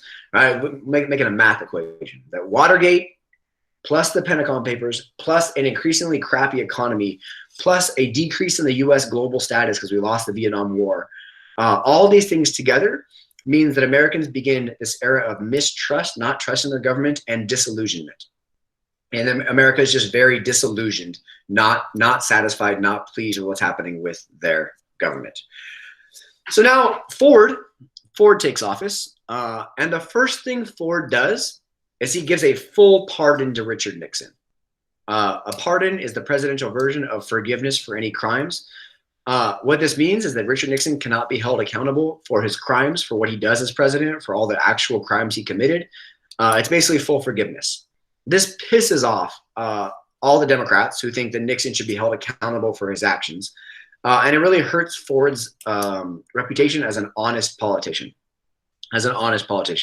Now, Ford is in a unique place because he was never elected to serve in the executive branch, and now he's the freaking president. He pardons Nixon. That ruins his ability to then ever create progress in American society because now Americans don't trust him. And by the time he takes office, once Nixon resigns, our economy is in shambles. We have a very troubled economy. We're going to see a time period which is called stagflation, which I think is, I wish I was in class with you guys today so I could draw it all on the board for you. But stagflation is an economic status in which you have two things happening at the same time. Thing one, inflation, right? When things are getting more expensive because there's too much money in circulation. So prices are going up because money's not worth as much as it should be worth. Inflation. Now it's called stagflation though, because it's inflation of prices, but a stagnation, meaning stagnant economic growth, which means that Americans aren't getting paid any more money, but things are getting more expensive because of inflation. So this time period of stagflation is this combination of inflation and stagnant economic growth, which is bad, because we don't really know how to fix this. We talked about Keynesian economics as a way to fix downturns in the economy, but Keynesian economics just means the government should spend more money. During stagflation, the government should not spend more money because we are already experiencing an inflationary cycle, right? There's already too much money in circulation, too much money has been spent. So all of this is caused by a couple things. Thing one, the Vietnam War. Right? The Vietnam War is incredibly expensive. The U.S. is pumping so much money into the war industries that helps lead to inflation. The Great Society programs. As the government spending all of these programs on poverty, that causes inflation as well. And then the 1970s with OPEC and the fact that they cut off our oil is going to make the economy even worse. It's a hot mess. So 1973, we're going to be cut off by oil again. Why? Because the U.S. supports the new nation post-World War II of Israel. As Israel's doing some aggressive things in the Middle East, we support them. So the countries that are in OPEC, like Saudi Arabia, are going to cut the U.S. off from oil. In 1973, this leads to the first oil crisis. Gas prices are going to soar, and there's huge long lines at the pump. You can see the bottom right corner. I have a picture of all of these cars in line to get gas. Under Ford's presidency, Saigon falls. So Vietnam becomes unified under communist rule. But in 1975, Ford does attend the Helsinki Accords, which are going to further the ideas of détente in Europe. The big news to know from Ford's presidency is that he pardons Nixon and that his economy absolutely sucks. Now, the economy sucking is not his fault. Him pardoning Nixon is, in fact, his fault. This goes to show you how much oil costs in nominal dollars and real dollars, how much it costs to bring to get our hands on oil in America. And as you can see in the early 70s, the cost is pretty flat. And then as soon as OPEC embargoes us, we see a huge increase in oil costs, which starts to come down. And then the late 70s under Carter's presidency, we're going to see the exact same thing happen, but a second embargo, which will cause oil to go to basically its most expensive ever. So the energy crisis of the 70s is really caused by OPEC, the Organization of Petroleum Exporting Countries, cutting the U.S. off from oil because the U.S. just keeps getting involved in the Middle East. And now we're starting to see the backfiring of some of these actions during the Cold War. Cool. Here's another picture, which I think is pretty good, which shows you can only get gas this day of the week if you have an odd numbered license plate. And you can only get 10 gallons of gas. So we're seeing a huge limit on gas. Only certain cars can get gas certain days of the week. It's a huge mess. It's quite embarrassing. America is supposed to be the most powerful country in the world. We can't even have freaking gas for our cars. It's a huge mess. Right? And that's the 1970s. Right? This is a good visual of what stagflation is. It means that the economy is going down, but inflation is going up. So it's a real bad situation because our traditional means of dealing with crises like Keynesian economics doesn't work because that would just cause more inflation. More inflation. So 1976 comes. Gerald Ford runs for president as a Republican nominee. Jimmy Carter runs as the Democrat. He's seen as a political outsider. It's a really weird election, and that Americans are all kind of like over it in a sense. We were so happy in the 60s. We were so positive in the 50s. By 1976, the U.S. has gone through a series of struggles. Vietnam, Pentagon Papers, Watergate, OPEC oil embargo, stagflation. So America is very disillusioned with society in the 1970s. By 1976, Jimmy Carter wins, but he wins barely. As you can see here, he wins by like 1 million votes. Definitely not a mandate election. Definitely not. The South votes Democrat again, mostly because Jimmy Carter is from Georgia. He's a Democrat, but it's kind of a weird election in this weird in-between time period before the South fully embraces the voting Republican by 1980. So Carter's presidency, he's president for only one term, and then we'll call it a day. Carter's presidency is not good. He's elected in 1976. Unfortunately, under him, stagflation and the gas crisis are going to continue. He tries to fix these things, but nothing works. He tries to attack the energy crisis. He tries to attack stagflation. He tries to attack the recession. None of his efforts work. Inflation hits 14%, which is a really high number in how much things are getting more expensive as we go. Interest rates are at 20% because there's so much inflation that nobody wants to lend any more money. 1979, at the end of his presidency, we see a huge increase in gas prices as well as a second oil embargo hits from OPEC. So his presidency domestically is a hot mess.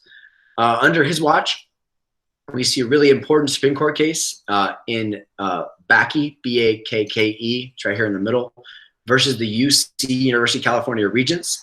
And it's going to argue that in this court case, that what is going to be argued by Bakke is that affirmative action, by giving quotas, like this many Black people, this many Hispanic people are going to be into our college acceptance classes, by having affirmative action based on numbers, that's actually reverse racism. And therefore it hurt white people. The Supreme Court actually is going to uphold affirmative action, but affirmative action's image decreases, and the society begins looking at affirmative action as an unfair advantage to minorities. Also, under Carter's presidency, we see the 3 Mile Island nuclear plant is going to explode, leading to a decrease in the U.S. reliance on nuclear power for its energy. And that's going to then propel further the green movement, protecting the earth, clean energy, solar and wind power, etc. So domestically, what you should know from Carter is just that the economy sucks, and there's not a whole lot Carter can or does do about it. Foreign events are even worse.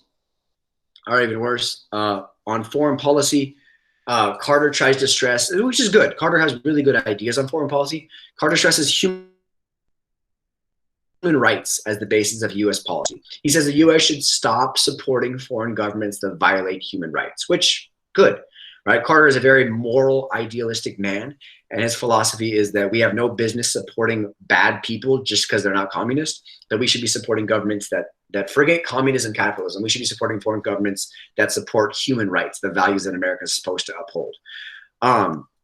That's good. One of his big successes in foreign policy are going to be called the Camp David Accords. Egypt and Israel have been fighting over control of Gaza and the Middle East for a long time, post-World War II. He brings Egyptian leader al-Sadat and the Israeli leader Bahin to the U.S. for what's called the Camp David Accords, because they meet at Camp David, which is like the presidential retreat. That's going to help take some steps towards peace in the Middle East. Things are going to be looking better in the Middle East, and then things hit the fan. The fundamentalist Islamics in Iran, led by Khomeini, are going to overthrow the Iranian government, the Shah of Iran, who, of course, as you guys probably remember, is in power in Iran only because the U.S. put him there. He's a terrible person, but he's overthrown by the fundamentalist Islamic movement under Khomeini. Overthrows the U.S., the pro-U.S. leader, overthrows the Shah, and they put instead a very theocratic, radical Islamist regime in Iran that's very, very, very anti-U.S. Again, we sowed these seeds in the 1940s and 50s and 60s by supporting terrible governments. Now they're coming back to haunt us. Iranian protesters are going to respond to this by storming, taking over the U.S. embassy, where the U.S. diplomatic relations are held in Iran. And they're going to hold 52 American hostages there in the embassy. They're going to be hostage for over a year, for 444 days. These U.S. Diplomats working in the embassy are going to be held hostage by Iran. Carter tries to negotiate. Carter tries diplomacy. Carter tries to send the CIA to rescue them. Nothing works. He looks very, very, very weak because he can't get these Americans home who were being held hostage by Iran. And again, it just helps show that the U.S. has really lost its standing as a country that can impose its will on other countries. We can't even get freaking Iran to give us back our own people for 444 days. It's ridiculous. So Carter looks very weak. And while all this is happening, the U.S. is worried about Iran. The Soviet Union goes and invades Afghanistan, signaling that détente is over. The Cold War is heating up again. And it really just makes Carter's presidency look like a hot mess. He can't fix the economy. He can't get our hostages back from Iran. And the Soviet Union seizes on his perceived weakness by invading Afghanistan as well. Hot mess. If you guys want a movie to watch, the movie is Argo, A-R-G-O. It's about the Iranian hostage crisis. It's very, very, very good. Came out a couple years ago. I highly suggest it. So here's the Soviet Union in 1979. Iran is over here. The Soviet Union, in their attempts to spread southward and get access to more oil, is going to invade Afghanistan. The U.S. is going to invade. The Soviet Union is going to invade Afghanistan. The U.S. is going to begin supplying the rebels in Afghanistan, who are going to push back on the Soviet Union's invasion because, again, it's the Cold War. Any enemy of communism is a friend of ours. So the U.S. is going to begin arming rebels, look like this. These rebels are going to push back the Soviet invasion with U.S. supplies, resources, and training. These rebels end up being people that become the Taliban, people like Osama bin Laden, people that end up carrying out the 9/11 attacks on the U.S., who, of course, originally the U.S. was doing the supplying for.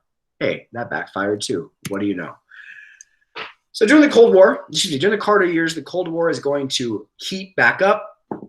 It's going to heat back up. The arms race is going to heat back up as the U.S. is going to get new missiles and new submarines. A second SALT treaty, the Strategic Arms Limitation Treaty, is going to fail to make any lasting arms reduction possible. And as the U.S. becomes increasingly close with China, that makes the Soviet Union much more defensive and do things like invade Afghanistan. So we look at Carter's presidency as largely a failure. All right, he fails with inflation. He fails with Iran.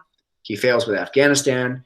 Although he does have some foreign policy victories that get overshadowed, like returning the control of the Panama Canal back to Panama, and his work with the Camp David Accords to bring a little more stability and peace to Egypt and Israel and the Middle East. But overall, we looked at a whole bunch of presidents that have left a really bad taste in Americans' mouths. Johnson because of Vietnam and inflation and spending. Nixon because of Watergate. Ford because he pardons Nixon. And Carter for all these failures lead to Americans really desiring a stronger leader who can face domestic and foreign challenges.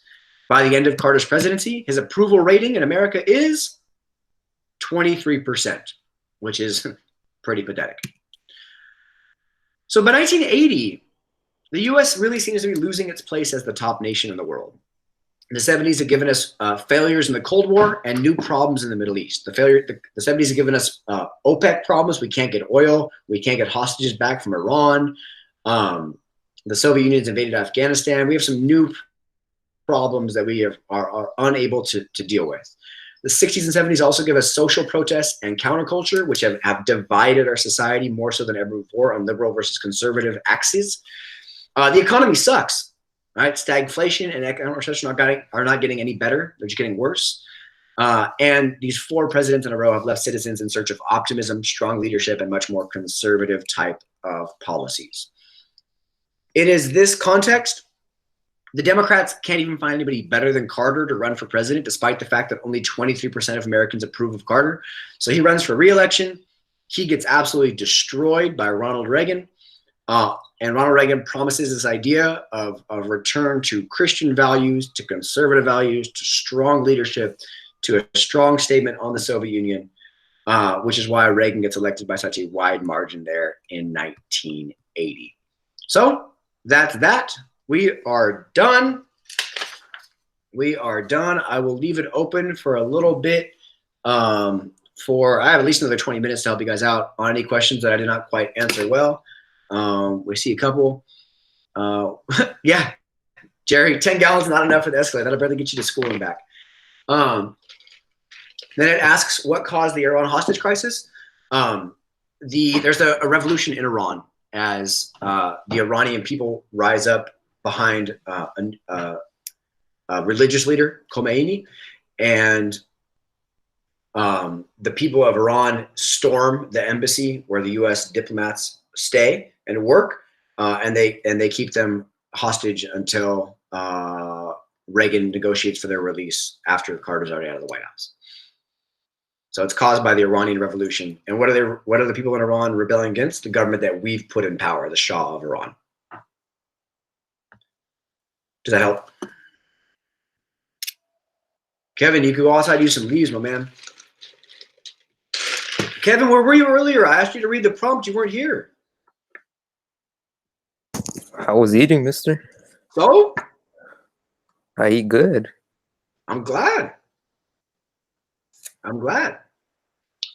Cool. So real quick, any other questions from today about Nixon, about Carter, about Ford, about stagflation, about the 70s?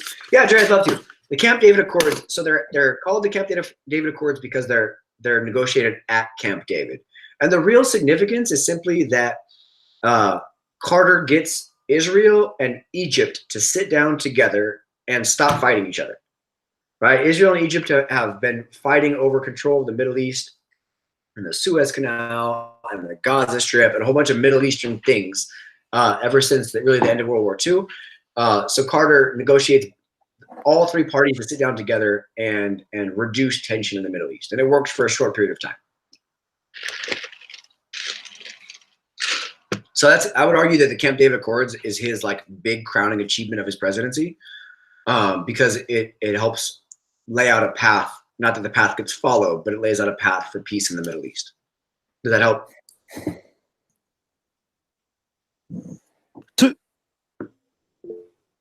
Thanks, Trey. Cool. Any other questions from anybody else who is here? You guys did good. Mr. Show us your tomatoes. Do you want to see the tomatoes? Yeah. All right, let's go. Hold on. House tour. Nene, you want to help with the Southern strategy?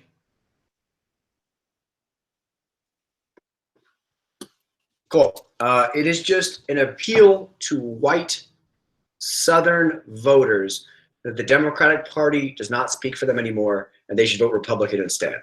Because the Democrats are the party of big government, of forced desegregation, of civil rights. Republicans are the party of social conservatism, and therefore you should vote Republican.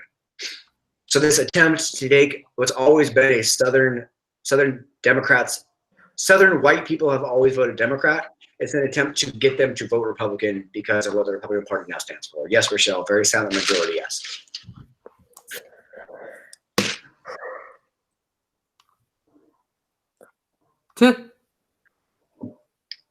Rochelle, are you backing up the strategy with the silent majority idea? Stop it. Cut it out. Or are you saying you want me to explain the silent majority a little further? Okay, cool. That's what I thought. And I agree with you. That's a good point.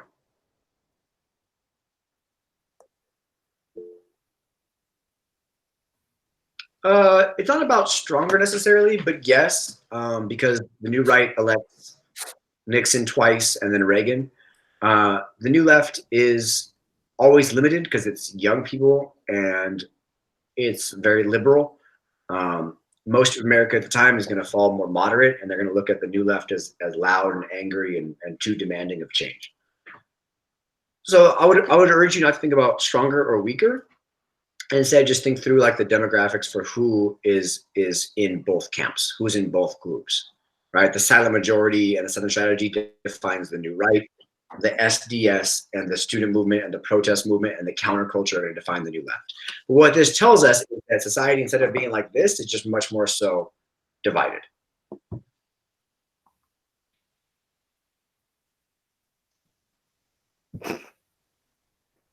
All right, let's see some tomatoes. Let's go.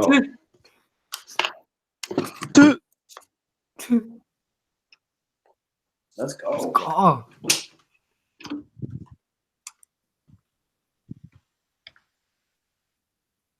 Gasoline Sheet crisis. going? We'll go see the art. Yeah, Brenda, I will. Good question.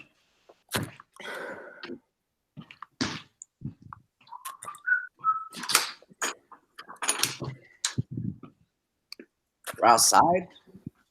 Seeing the yard. Let's go. Damn. Look at the tomatoes, Kevin. We're gonna eat good. They're How inside. do you guys think? Looks nice, huh? All the Wait. chili over here. About to get it cracking. Let's go. The yard. Yup.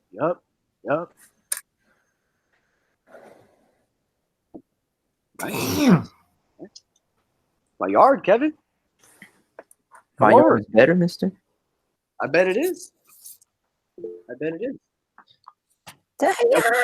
It's beautiful. All right. The gas crisis of the 1970s are caused entirely by embargoes. So, as you guys remember, probably from Jefferson's presidency, the embargo of 1807, the countries that sell us oil are largely in the Middle East, and the most important one to know is Saudi Arabia.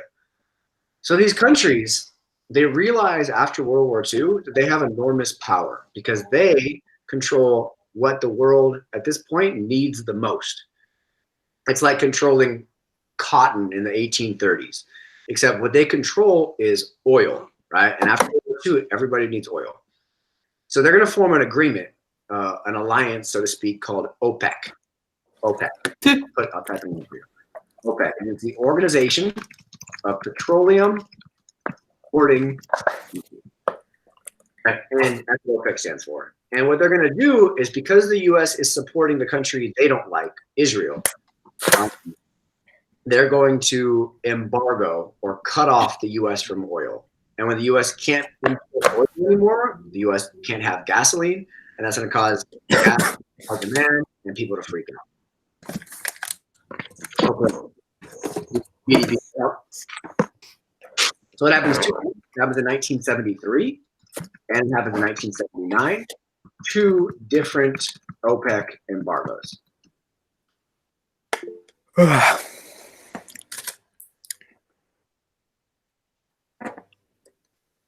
Cool.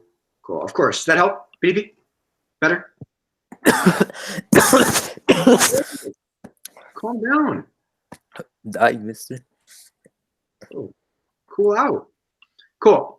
I'm happy to help. So I have a meeting at 11:30, so I'm going to step off this. Yes, Nanette, you guys are all welcome to have carne asada in my backyard. We should have a field trip for the backyard. Not have anything else to do. But if you have questions later, feel free to either email them to me, remind them to me, text them to me, and I'll be happy to answer them. I'll send you guys an update this afternoon on what we're doing the rest of the week. So, like, we're gonna watch a documentary. Probably, I've looked at the meetings. Probably tomorrow, if you guys want, we'll watch the documentary on the same time period like we did last week. It'll be really good. We'll do that tomorrow.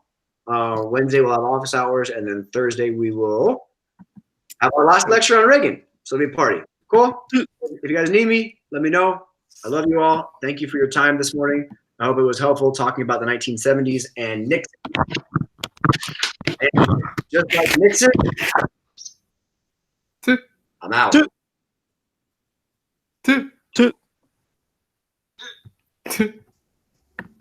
When the fuck?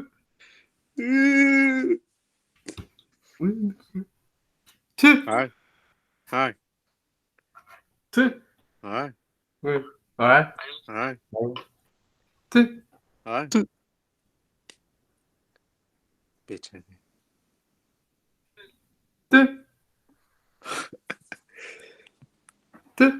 Shut up. You should have.